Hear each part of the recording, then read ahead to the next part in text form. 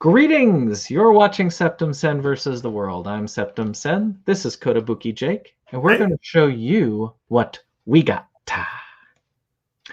All right, so we're going to move fast. I'm going to talk fast, but I'm going to move this over to Jake to start us out, and I'm going to push it over here.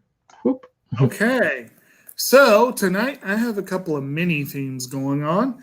2 orders, each of which basically are 4 titles, so it worked out nicely. Interesting bit of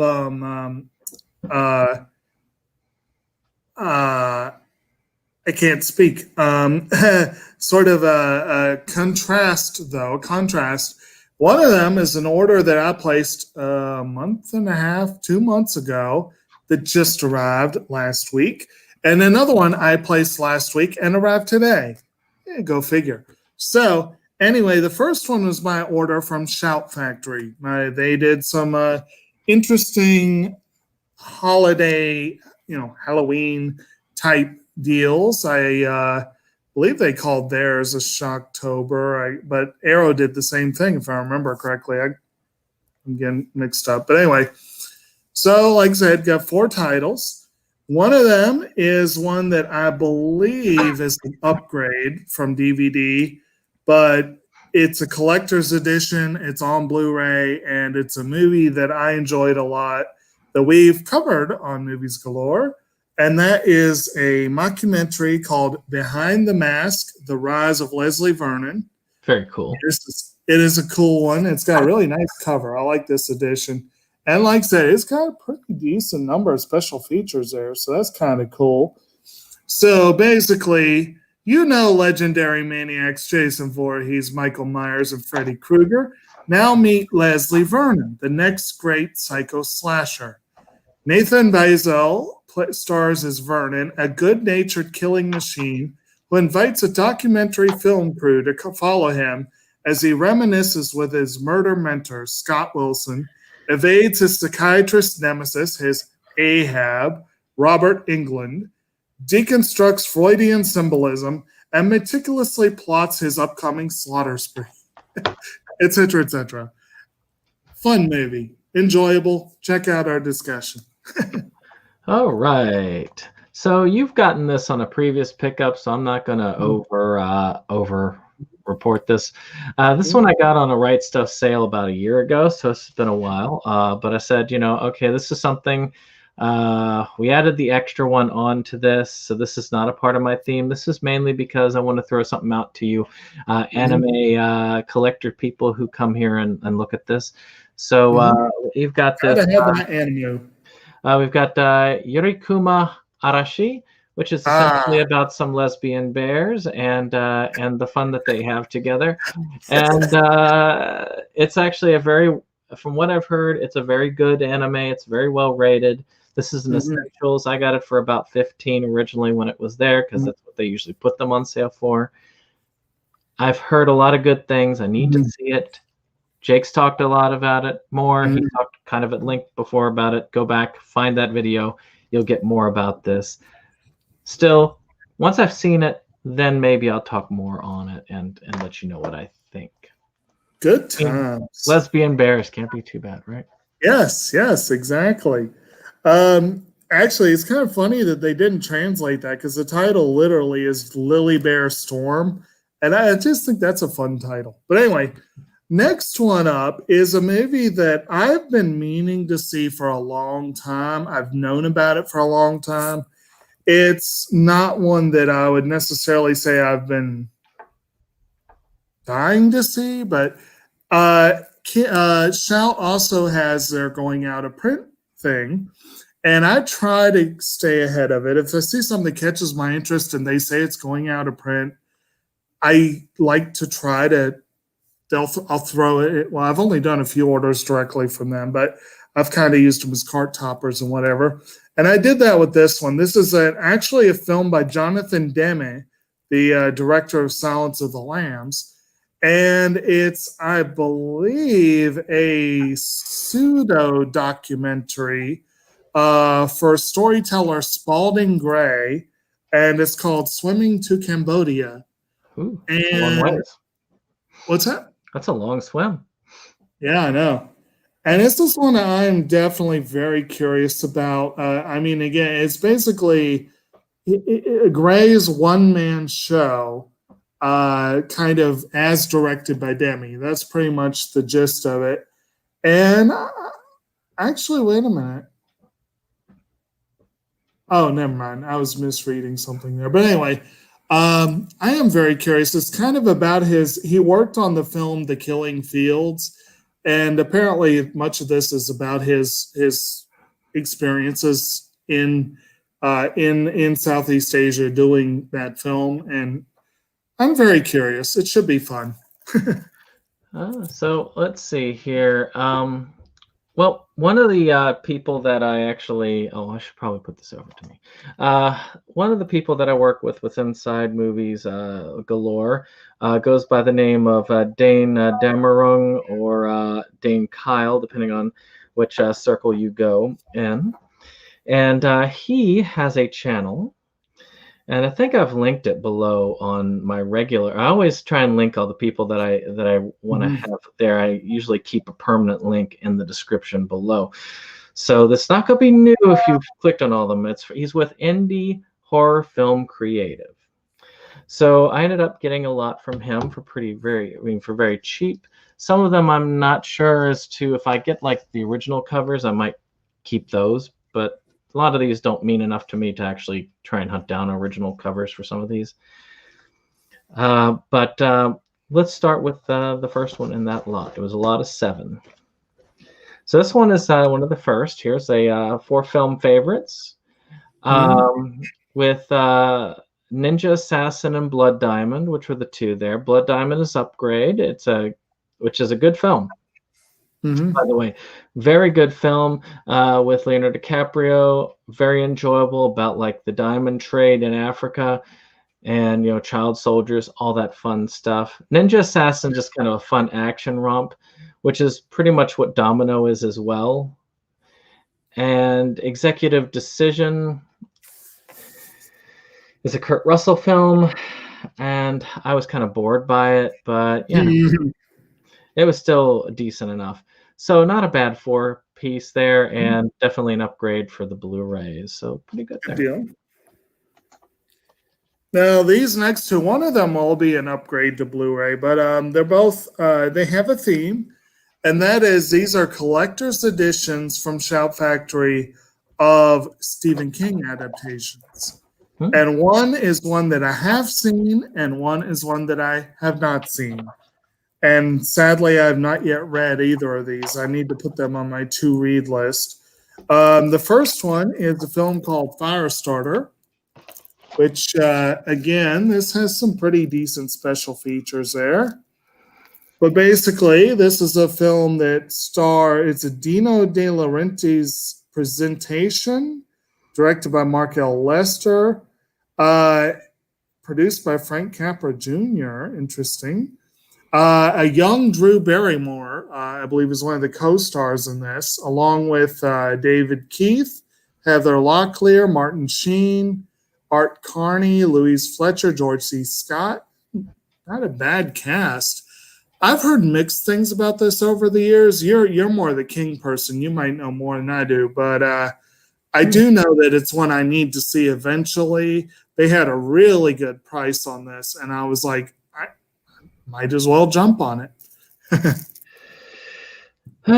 So not bad actually. I mean, I have the rare two film collection for Firestarter, so I don't know. I do need to check into it. I haven't seen it. It's bad, but it is what it is. I've gotten to the point where people, when they say, "How can you not have seen that?" I go, if I'm here, I go, yeah. There's a lot of stuff I haven't seen, but right. at the same time, there's a lot of stuff I have seen. So keep that in mind. And speaking of stuff I have seen, I've had to watch all these because I got them used. And my policy is used as first. So I watched this movie here, Cyborg X, which Danny Trejo is in this. As one of those where it's a Sci-Fi Channel type movie where where they try and put Danny Trejo up on the cover, even though he's not really the lead. It's a future where, you know, post-apocalyptic Terminator-style future. People are kind of captured and made into cyborgs, and they're trying to undo it and all that stuff. And it's okay.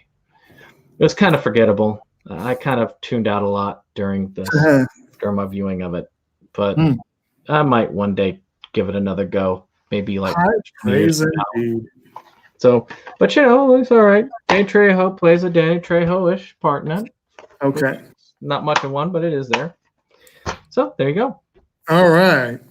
Next up is an upgrade. This is one that I have on DVD. And if I remember correctly, I think I have a pretty bare bones edition. And I think we discussed when this one came out, when we saw that it was coming out, I think I mentioned that there was a very high probability I would try to get the upgrade. And again, they had a really, really good price. I think both of these Stephen King ones were like $12.50, which is not bad for a Blu-ray. And that is the collector's edition of Misery. Oh, very cool. With Kathy Bates and James Caan.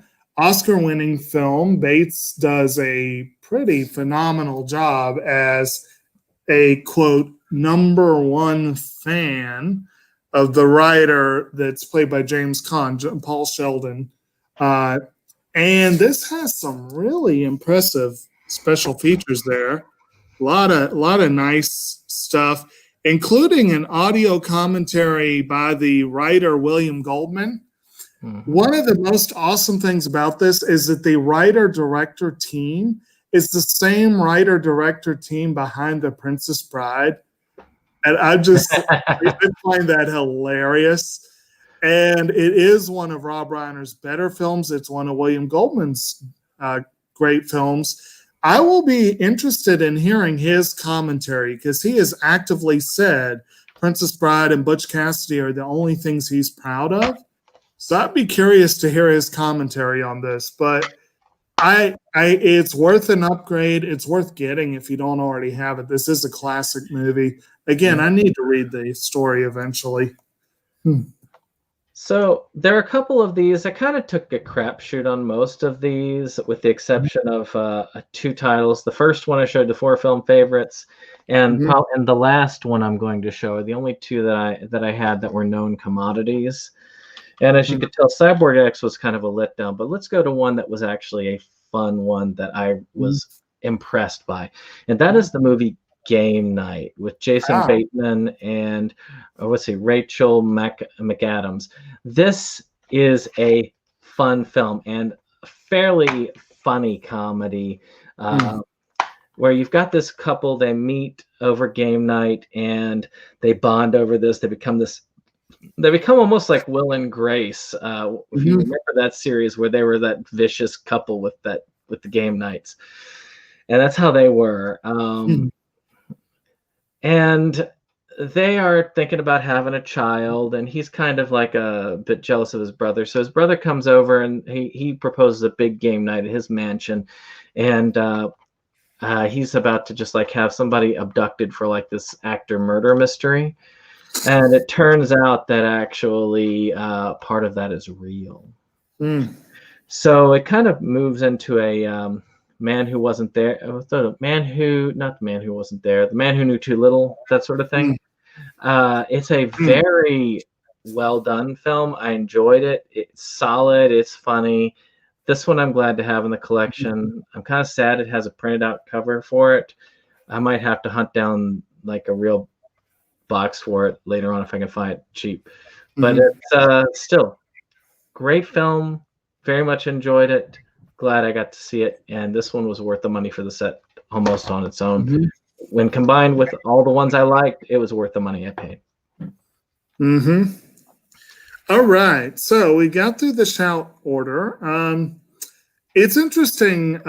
We were talking, I think, earlier on our the new items list, how sometimes this releases are being. Well, I don't know how different companies move on different wavelengths, I guess was the gist of it. But anyway, one company that was really dropping the ball earlier in the season, although they had some excuses, COVID, derecho, they had some valid excuses. But Right Stuff, some of their stuff took a good long while to ship. But my most recent order, again, they pretty much shipped it the next day. So I was like, okay, cool. I like this. It is kind of a small order, so it's probably easier to put together. And it's mostly older titles, so most of these have been on my to get list for a while. Just finally got them. And one of them is actually a Bandai release. There are still a few of those floating around. And it was dirt cheap. It was like $5 on Right Stuff. So I was like, yes, please.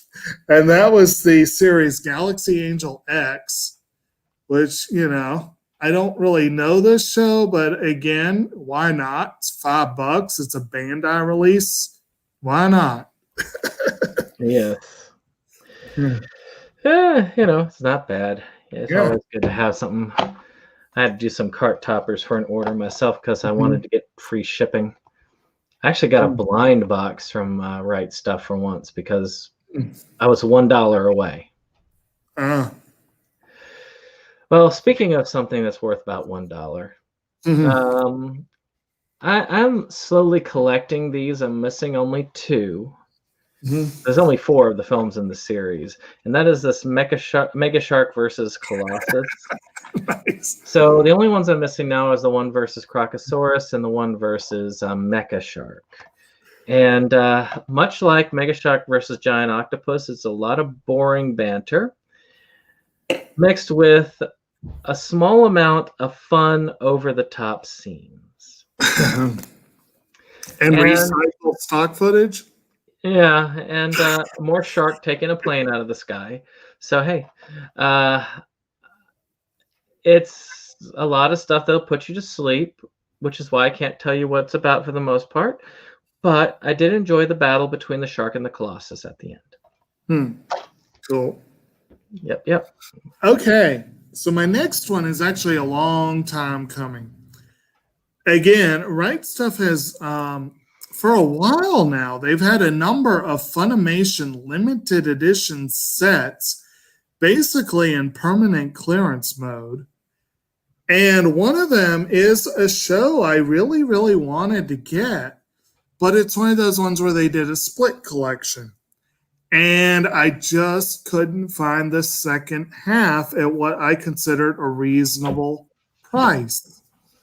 But amazingly, they finally dug up some copies of the second half and priced it at the same price as the first half.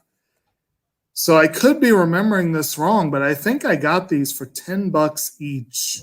So, and that's the series Robotics Notes. Yeah. So you got the nice, pretty art box with set 1, which comes with art cards apparently.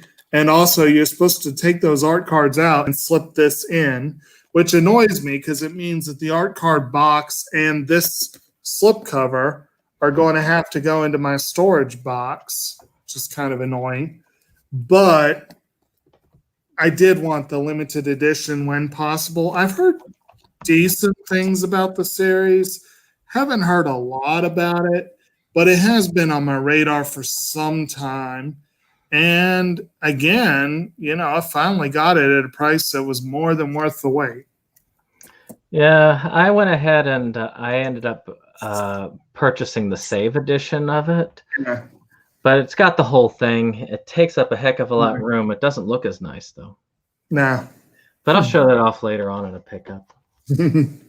Speaking of fun pickups, this one, again, it looked absurd and it delivered. It's great. Cyborg X didn't deliver, but it kind of got what I was expecting. Mega Shark got what I was expecting. Game Night, it went over my expectations. I was much happier with it. And then this one, Pandemonium, which is apparently a recent release, is about a dude going through a corporate office building with with a panda mask and just killing people. It is a fun film. I really enjoyed this. I just enjoyed this film for what it was. It was trashy. It was fun. It wasn't super over the top, which is strange to say for somebody in a panda mask, but it was a great film. They're coming out with a sequel eventually. I will have to watch that. But this is a 2020 film, believe it or not. I'm glad to have it. This is another one that I feel like was in the worth it category. Right. Yeah. It is as fun as it sounds. Panda mask guy killing people. It's just Is there one that I would enjoy or no? I think you would get some enjoyment out of it. None of the kills are over the top gory. They're just basic, like, okay, he'll slit the throat or he'll just stab them or whatever. You know, he's a quick and efficient killer and he moves on. Okay. Well, there you go. There you go. More killers ought to learn how to be efficient in their work. All right. So my next up is another one that's a long time coming. And it's part of a large franchise that I have avoided partly because of how large it is, partly because of the annoyingly disparate way that Funimation has released it, and because the overall cost added up. I did eventually pick up the movie, which I think I presented a couple months back, but I now finally have the first series, the main series of the show, Eureka 7. Ah, very good. These nice kind of slim pack editions.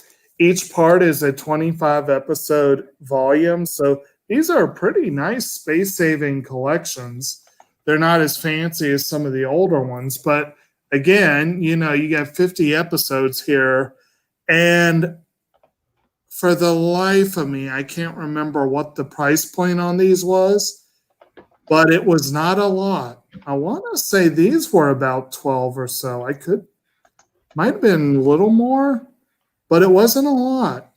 So it was enough that I was like, it's about time. So I finally got him. All right. Very good. Very good. So, Strangerland. This one's an obviously printed out cover for it. And under some circumstances, I might You still got me up. Oh. Strangerland, Yeah. which is an obvious printout cover there. For this one, you can even tell kind of like this. But that's all right. It's not, if I really wanted this movie in the full regular cover, it's pretty cheap. Family at their dull life in rural outback town is rocked after two teenage children disappear in the desert, sparking disturbing rumors of their past. It seems like it'd be more entertaining than it was. It's not. I was bored by this film.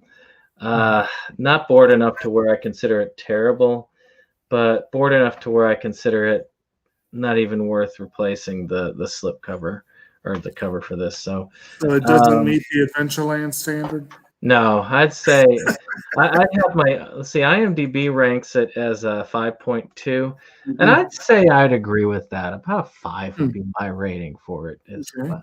So it's just like, it's all right. It's not really all that great though. So you're more excited about that than those Fellini films we were talking about? It's this one wouldn't even rank a curious. It would rank a probably a meh. Okay. So no, I'm more excited about the Fellini films. Okay. All right. So my last one is one where I have some mixed feelings because I get a nice, pretty, slimmed down little Blu-ray pack that won't take up a lot of space on the shelf, but I really envy him his collection. You have a really cool set for this. It's an old show that came in 3 iterations. The first one was I believe 8-episode OVA, followed by a full-length series, followed by a sequel series, And I found the OVA dirt cheap once, and it was a great pickup, and I was really proud to have it. And now I'll have an extra copy that I need to find a good home for. But I do still, I gave up hope long ago of ever getting the Kit and Caboodle collection. So I went ahead and got the re-release from Discotech of All-Purpose Cultural All Cat right. Girl Nuku Nuku, which does include the OVA, the full series, and Dash, the sequel series. I have not yet seen Dash, and I don't think I've actually seen the full series, but I saw the OVA and I loved it. It's good, cheesy, early 90s action fun. It's not deep, it's not art, Oh, it's yeah. fun. And and they were running a decent Discotech Eastern Star sale. I was desperately looking for a way to get over the threshold for the free shipping. I ended up looking at that sale as a way to make up the difference. This actually ended up being by itself as much as everything else I ordered. But it I think it's worth it. It's a fun show. Yeah. It's worth checking out. All right. Yeah. Last one. Mhm. So, one of the main reasons I actually went ahead and did the order because I needed this because I have Unfriended, but I don't have the sequel, and I didn't want to pay much for the sequel, which is Unfriended Dark Web. It actually is not a bad one. Unfriended was pretty cool because it had like the supernatural haunting computer kind of ghost in the machine type feel. And this one also follows along that same type of length, but this one actually deals with real hackers and criminals. It is kind of depressing because it's got the other one is kind of too because it has a darker ending. Though the other one, I feel like I felt better about the ending than this one. I need to look at the alternative endings because I am curious how those are. But it still was pretty good, pretty scary, pretty decent addition. I'm kind of glad to have it so that I can round out that series. Unfriended is a series that if you like a good horror and you think that a bad ending to all of the characters is not a bad thing, then you probably would be good with this. And there were no survivors. Pretty much. Pretty much. But like I said, I got to look at the alternate endings and see how it goes. Right. Well, with that being said, I guess that's it. We're gonna take a bit of a break, and we're not coming back tonight. So, but if you have a chance, since this is the Wednesday, go back and check out our Inside Movies Galore discussions of Teenage Mutant Ninja Turtles and Color Out of Space. thank you, that one. And we'll see you. Those movies just go together, like, you know. Well, they're identical in every way. So we'll see you on the next one. Goodbye.